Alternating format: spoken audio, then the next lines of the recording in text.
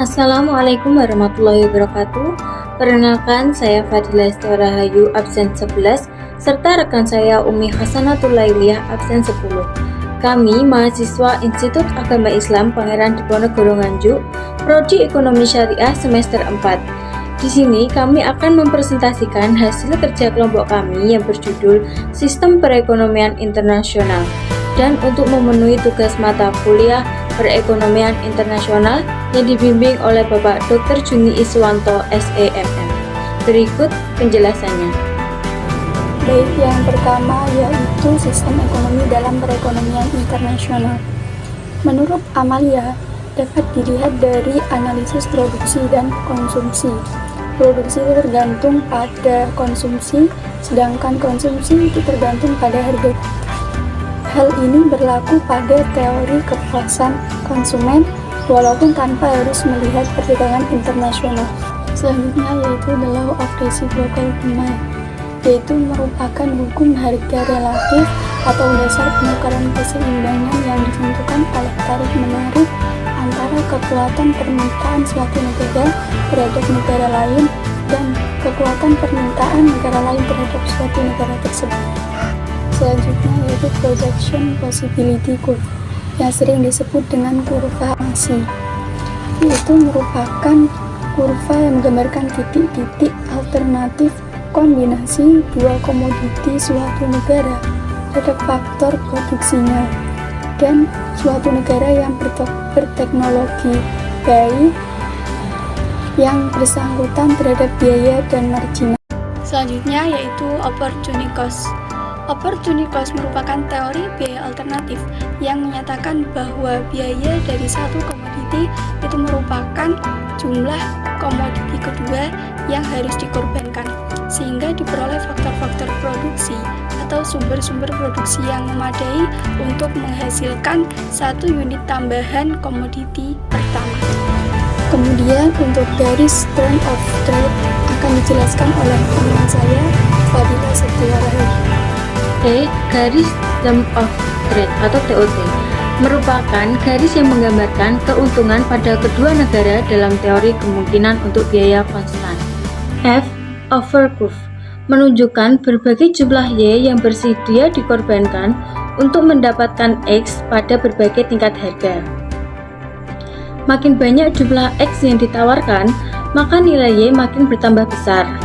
Teori perbandingan biaya ini bisa diterima dengan catatan apabila faktor-faktor di bawah ini dapat dipertimbangkan, yaitu 1. Labor atau tenaga yang tidak homogeni baik mutu maupun keahlian. 2. Tingkat upah yang berbeda-beda. 3. Kapital.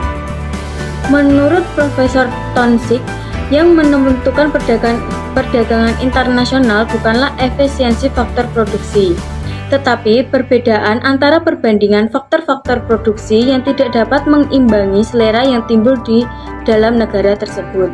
G. Konsep analisa Tonsig dan Bowley. Konsep analisa Tonsig dan Bowley dalam perekonomian internasional dapat dihitung melalui 1.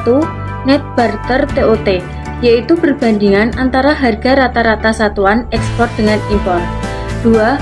Garis barter TOT, yaitu perbandingan tingkat volume ekspor dengan volume impor.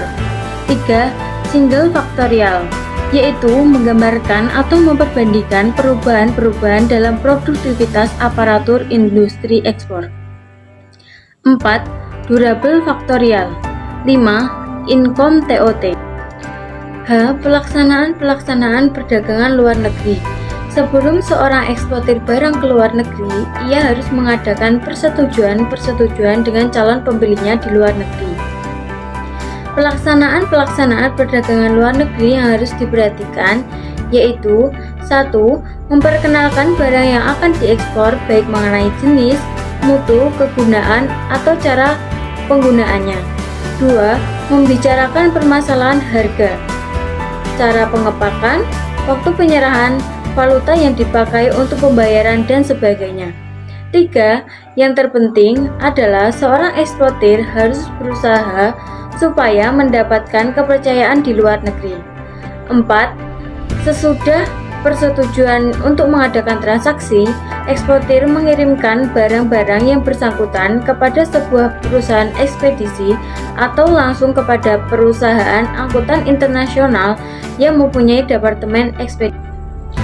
Selain itu, dasar-dasar dinamis yang mendorong ekspor dipengaruhi oleh beberapa faktor. 1. Selera. Masalah selera dalam kenyataan tidaklah tetap seperti apa yang dikemukakan oleh kaum klasik.